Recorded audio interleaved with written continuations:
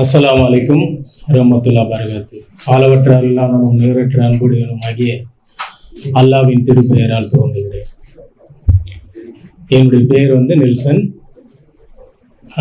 நான் ஒரு கிறிஸ்தவ குடும்பத்தில் பிறந்து வளர்க்கப்பட்டவன். பிறந்ததுலேருந்தே கிறிஸ்தவங்க தான். எங்கள் அம்மாவோட அம்மா அவங்களும் ஒரு கிறிஸ்தவங்க தான்.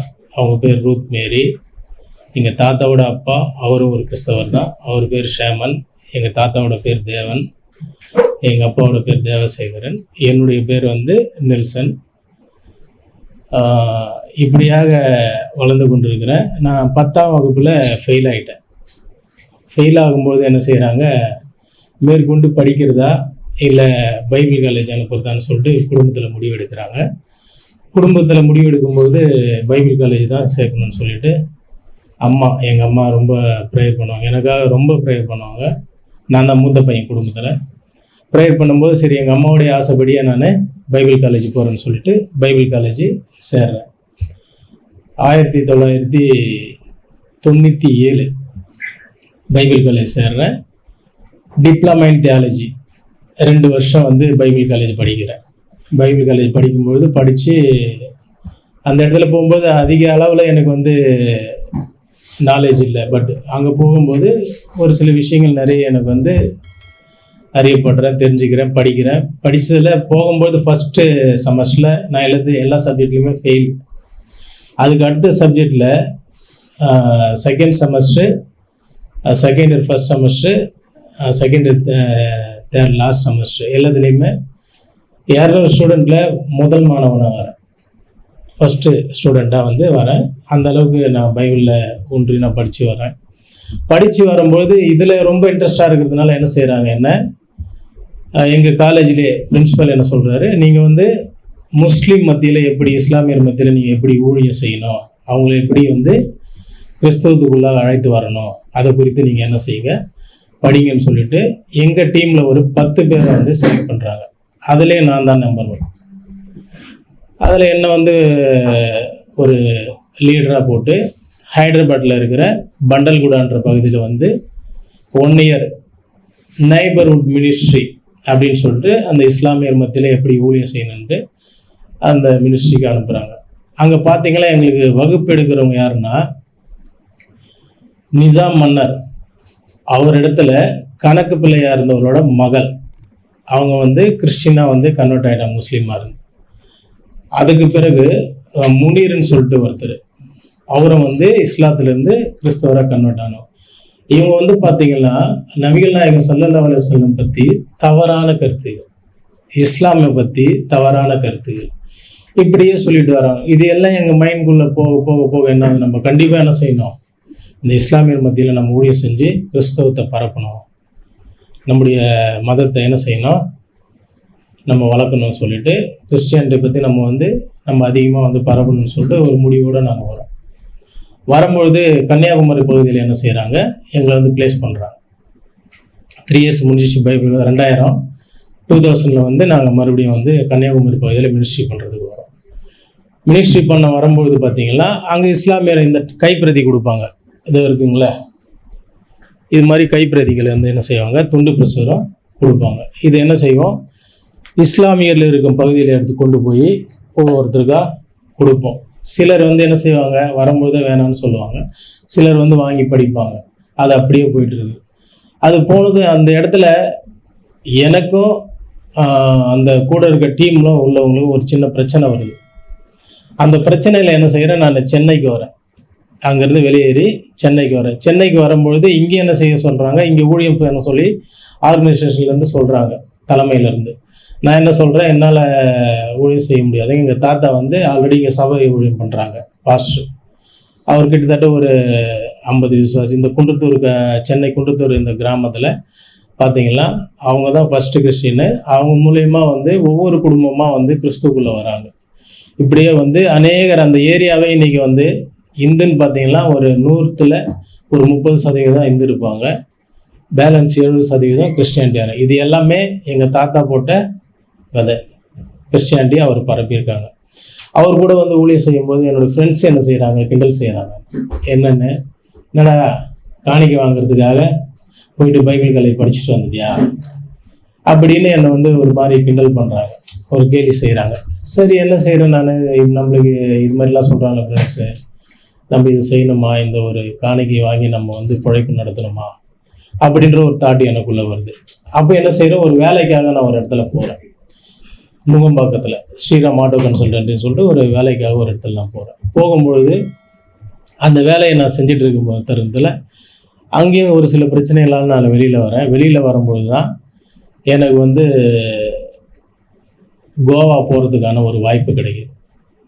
அங்கே கோவா போகிறேன், ஹிந்தி வந்து கற்றுக்கிறேன், நல்ல ஒரு இதில். ஆனால் கிறிஸ்டியானிட்டி தான் இது எல்லாமே போயிட்டுருக்கு எனக்கு, இஸ்லாத்தை பற்றி. அங்கே ஒர்க் பண்ணிவிட்டு 3 வருஷம் கோவாவில் ஒர்க் பண்ணுறேன். 3 வருஷம் கோவாவில் ஒர்க் பண்ணிவிட்டு வெளியில் வரும்போது ஒரு சினார்ஜினா இந்தியா ப்ரைவேட் லிமிடெட்னு ஒரு குரூப் கம்பெனியில் நான் ஒர்க் பண்ணேன்.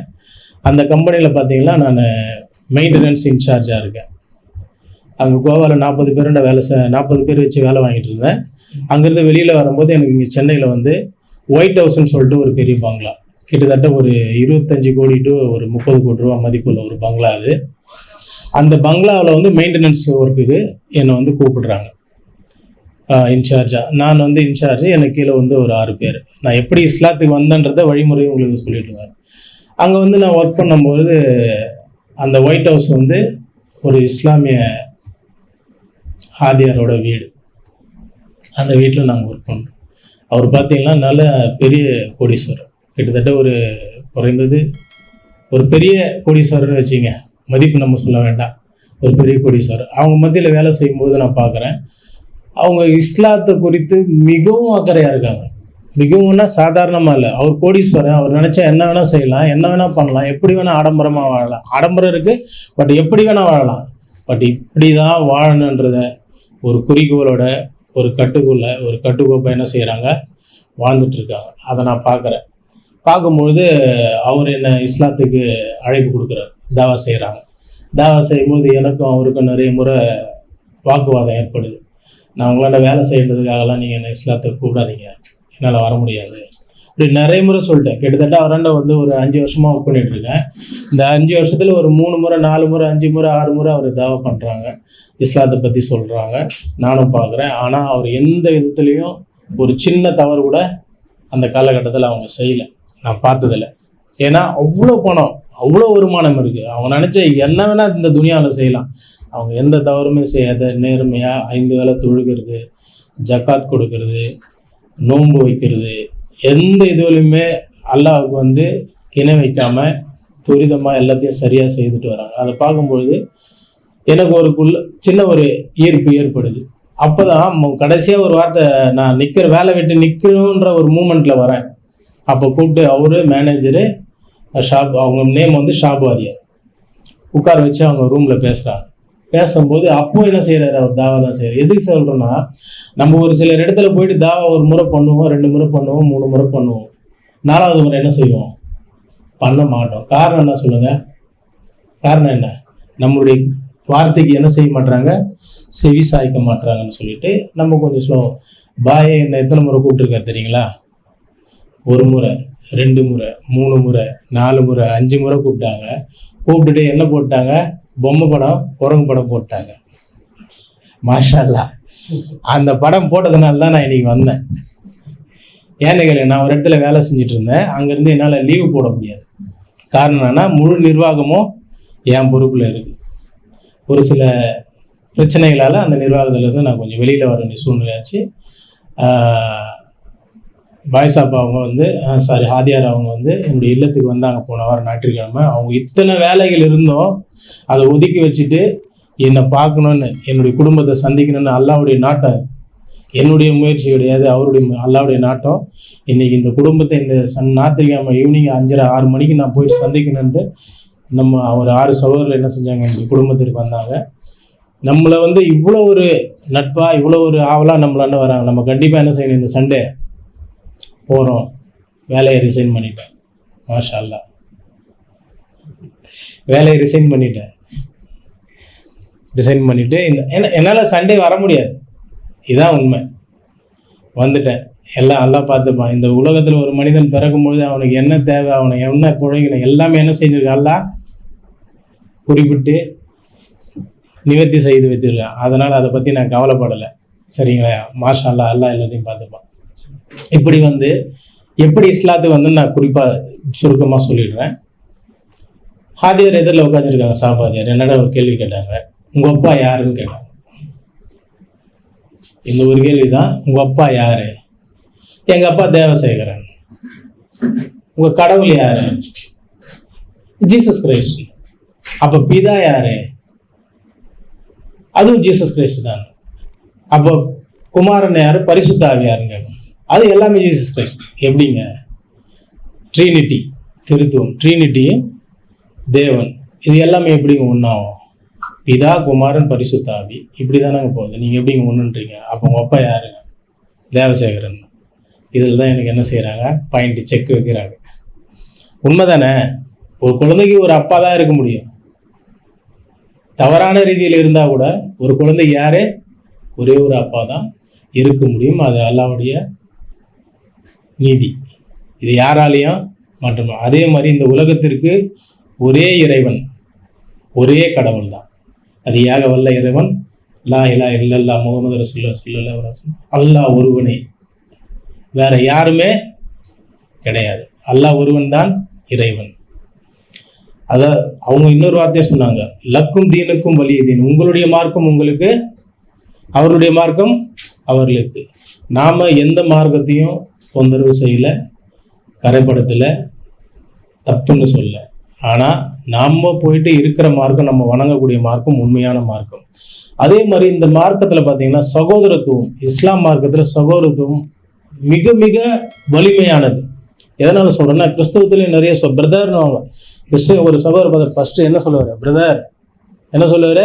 பிரதர். ஆனால் அங்கே பிரதர் இல்லை, அங்கே சகோதரத்துவம் இல்லை. காரணம் என்னன்னா, உண்மையான சகோதரத்துவம் என்னன்னா, ஒரு சகோதரன் விழும்பொழுது அவனை தூக்கி பிடித்து எந்திரிச்சு நிற்க வைக்கிறது தான் உண்மையான சகோதரத்துவம். பணம் இல்லை, பொருள் அல்ல, பல காரியங்கள் அல்ல. உண்மையாக அவரை கூப்பிட்டு அணைச்சி, மார்போடு அணைச்சி அவரை கூப்பிட்டு, உங்களுக்கு என்ன பிரச்சனை நீங்கள் சொல்லுங்கள், நாங்கள் உங்களுக்கு துவா செய்கிறோம். ஆனால் கிறிஸ்டியானிட்டியில் இதை செய்கிறாங்க, ஃபாலோஅப் இல்லை. குறிப்பிட்ட தூரம் போவோம். இப்போ கூட்டிகிட்டு போகிறோம், ஒரு பயணம் போகிறோன்னா அந்த பயணம் எங்கே நிவர்த்தி ஆகும்? நம்ம எங்கே சொல்கிறோமோ அந்த இடம் போய் முடிந்தால் மட்டும்தான் அந்த பயணம் நிவர்த்தி. அதை பாதி வழியிலே விட்டுட்டு போனோம்னா அது நிவர்த்தியா? ஆனால் சிலர் சொல்லுவாங்க, நான் வழி காட்டினேன்னுவாங்க. உண்மையான வழி காட்டினியா? உண்மையான மார்க் எதுன்னு சொன்னியா? உண்மையான இறைவன் யாருன்னு சொன்னியா? இணை வைக்கிறதான ஒரு மார்க்கத்தை நம்ம எங்கே செய்யலை, இங்கே காட்டல. உண்மையான மார்க்கம் இஸ்லாம். இதை என்ன செஞ்சாங்க? சாபாதியார் எனக்கு காட்டினாங்க. அதே மாதிரி 30 வயசில் எனக்கு சுன்னத் செய்யப்படுது. என் குடும்பத்தில் எதிர்ப்பு. அப்பா, அம்மா, தாத்தா, பாட்டி, மாமன், மச்சான், குடும்பமே என்ன செய்கிறாங்க? எதிர்ப்பு. யாருமே என்ன ஏற்றுக்கல. என்னையும் என் மனைவியும் குழந்தைங்கள ஒதுக்குறாங்க. ஒரே ஒரு முடிவு தான் நீங்கள் எடுத்து, எல்லா வல்ல இறைவன் அல்லாஹ் இருக்கான், வேறு எதையுமே நான் பார்க்கல. இன்னைக்கு அந்த ஏரியாவில் நெல்சனாக இருந்த என் பேர் பாய் வீடு எதுன்னு சொன்னால் தான் அங்கே தெரியும், வேறு எதுவுமே அங்கே தெரியாது. இன்றைக்கி நெல்சன் ஒரு கிறிஸ்தவ குடும்பத்தில் பிறந்து கிறிஸ்தவ முறையில் வளர்க்கப்பட்டு ஒரு பைபிள் காலேஜ் படித்து ஒரு பாஸ்டராக இருந்து வெளியில் வந்து இன்றைக்கி என்னை கூப்பிடுற பேர் என்ன? பாய். காரணம் என்ன? நம்முடைய நடைமுறை. நீங்கள் போய் சில நேரம் ரொம்ப நிறைய நேரம் நீ ஒருத்தர் ஒரு காரியங்கள் சொல்ல வேண்டிய அவசியம் இல்லை. இஸ்லாம் சொல்கிறதுனா தெரியுமா? முன்மாதிரி. நீ உன்னை முன்மாதிரியை காட்டு, உன்னுடைய வணக்க முறையை காட்டு. சேஞ்ச். ஒரு கிறிஸ்தவனாக நம்ம இருந்து ஒரு முஸ்லீமாக மாறிட்டோம்னா நம்முடைய வாழ்க்கை முறை எப்படி இருக்குன்றத நம்ம சமுதாயத்துக்கு கண்டிப்பாக காட்டணும். அதை நம்ம காண்பிக்கும் பொழுது தான் மாற்று மதத்தினரும் மாற்று வழியில் செல்கிறவர்களும் கண்டிப்பாக இஸ்லாத்திற்கு வருவார்கள், இஸ்லாத்தை ஏற்றுக்கொள்வார். இப்படி என்னுடைய காரியங்கள் சொல்லப்போனால் கிட்டத்தட்ட ஒரு 3 மணி நேரம் 4 மணி நேரம் சொல்லலாம். நான் சுருக்கமாக முடிக்கிறேன். ஆமாம், இப்படியான முறைப்படி தான் நான் வந்து இஸ்லாத்துக்கு நான் வந்தேன். மாஷா அல்லாஹ். இன்னைக்கு வரைக்கும் என்னுடைய வாழ்க்கையில் எந்த குறையும் இல்லாமல் அல்லாஹ் தாலா என்னை வழிநடத்தி வரான். எந்த விதமான குறையும் கிடையாது. எவ்வளோ பிரச்சனைகள் வந்திருக்கு, எவ்வளோ கடன்கள்லாம் நான் நிறைய வாங்கிட்டேன். அதெல்லாம் கூட மனம் தளரா எல்லாம் காலையில் எழுந்திருக்கும் போது யோசிப்போம், என்ன தெரியுமா, எல்லா கடவுளும் அல்லா இருக்கான், நம்ம பார்த்துக்குவோம். நம்ம முயற்சி ஒன்றுமே கிடையாது. முயற்சி நம்ம எடுத்தாலும் அதை நிவர்த்தி செய்கிறவன் யார்? அல்லா தான். இதுதான் உனக்குன்னு நியமிச்சிட்டா அதுதான் நமக்கு. அதை விட்டுட்டு எனக்கு இவ்வளோ வேணும்னாலும் என்ன செய்யாது, ஒரு காலம் கிடைக்காது. உனக்கு என்னவோ இந்த துனியாவில் உனக்கு என்ன தேவையோ அல்லாஹ் அதை கண்டிப்பாக நமக்கு என்ன செஞ்சுருக்கான், வச்சுருக்கான். அது கண்டிப்பாக நமக்கு கிடைக்கும். எதை குறித்தும் யாருமே கலங்காதீங்க. இஸ்லாத்தை ஏற்றுக்கிட்டோம், இன்றைக்கி நம்முடைய வாழ்க்கை எப்படி இருக்கும், சொந்தங்கள் என்ன செய்வாங்க, சொந்த பந்தங்களை பற்றி பார்க்காதுங்க. நீங்கள் சொர்க்கத்துக்கு போனோன்னா அல்லாஹ் ஒருவன் தான் வழி. சொந்த பந்தத்தை பார்த்தோம்னா நம்ம நரகத்திற்காக வழி. எது உங்களுக்கு முக்கியன்றதை நீங்கள் முடிவெடுத்துங்க. லா இலாஹ இல்லல்லாஹ் முஹம்மது ரசூலுல்லாஹ். எல்லாம் வல்ல இறைவன் நான் பேசிய இந்த வார்த்தைகளை நிவர்த்தி செய்வானாக. அதே மாதிரி நான் முஸ்லீம் திருக்குரான் தேவைப்படும் அன்பு சகோதரர்கள் சகோதரிகள் கீழ்கண்ட தொலைபேசி எண்ணிற்கு தொடர்பு கொண்டு திருக்குரான், புனித திருக்குரானை இலவசமாக பெற்றுக்கொள்ளுங்கள். எல்லாம் வல்ல இறைவன் அனைவருக்கும் நல்ல அருள் புரிந்து துணை செய்வானாக. ஆமென்.